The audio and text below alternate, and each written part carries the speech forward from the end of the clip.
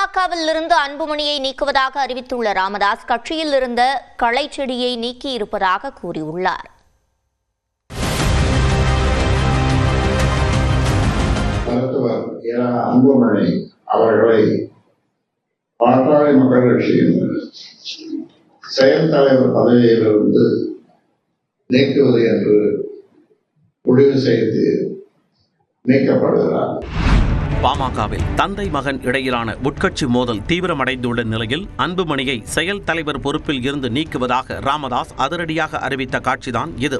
திண்டிவனத்தை அடுத்த தைலாபுரம் தோட்டத்தில் செய்தியாளர்களை சந்தித்த ராமதாஸ் கட்சியின் வளர்ச்சிக்கு குந்தகம் விளைவிப்பதால் அடிப்படை உறுப்பினர் பொறுப்பில் இருந்தும் அன்புமணியை நீக்குவதாக அறிவித்தார். கட்சியின் அடிப்படை உறுப்பினர் பொறுப்பிலிருந்து எந்த நிமிடம் முதல் அவர் நீக்கப்படுகிறார்.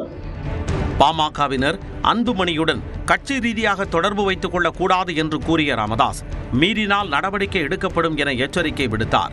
தொடர்ந்து பேசிய அவர் அன்புமணி மீது நடவடிக்கை எடுக்கப்பட்டதன் காரணத்தை விளக்கினார். 16 குற்றச்சாட்டுகளுக்கு எந்தவித விளக்கமும் பதிலும் அளிக்காமல் இருந்துள்ளது. அவர் அனைத்து குற்றச்சாட்டுகளையும் ஒப்புக்கொண்டுள்ளார் என்ற அனுமானம் இருப்பதாலும் அவர் மீது சுமத்தப்பட்டுள்ள அனைத்து குற்றச்சாட்டுகளும் உண்மையானவே சரியானவே என்று முடிவு செய்யப்படுகிறது.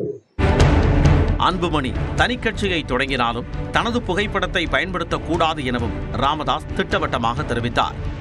3 முறை சொல்லியிருக்கிறேன், நீ வேணும்னா ஒரு தனி கட்சி ஆரம்பிச்சுக்கோ. இப்பொழுது சொல்கிறேன், நீ ஒரு தனி கட்சி ஆரம்பிச்சுக்கோ. கட்சியில் இருந்த கடைச்செடியை நீக்கியதாக கூறி அன்புமணி ஆதரவாளர்களுக்கும் ராமதாஸ் அறிவுரை வழங்கினார். அவரோடு இருக்கின்ற அந்த பிள்ளைகள் நண்பர்கள் ஆலோசனைகள் சொன்னார்.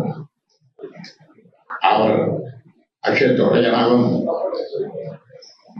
அது அந்த கட்சியோட செயல் தலைவர் பதவி தொடர்ந்து இருக்கும் என கூறிய அவர் தன் மீதான விமர்சனத்திற்கும் பதிலளித்தார். மகளை முன்னிறுத்துவதற்காக மகனை புறக்கணிக்கிறீங்களான்னு அந்த மாதிரி எண்ணமும் கிடையாது.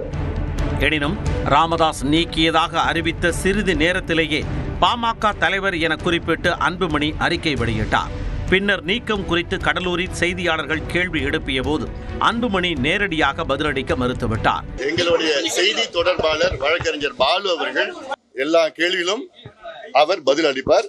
இதைவிட முக்கியமான வேலை எனக்கு இருக்கிறது.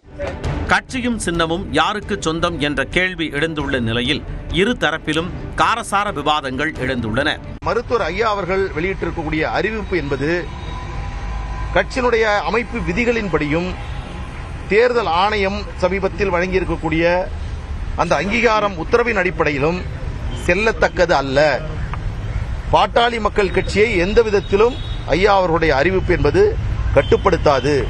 அவர் சொல்றாரு, எங்களுக்கு கட்சி எங்களுடைய தான், சின்ன எங்களுக்கு தான் அறிவிப்பு தேர்தல் ஆணையம் கொடுத்துருச்சுன்னு சொல்றாரு. இதுவரை எப்பவுமே அப்படி ஒரு ஆதாரத்தையே அவர் காட்டல. ஏன்னா அவங்ககிட்ட அந்த ஆதாரம் இல்லை. தேர்தல் நெருங்கும் சூழலில் பாமகவின் உட்கட்சி மோதல் அக்கட்சி தொண்டர்களை கவலையில் ஆழ்த்தியுள்ளது.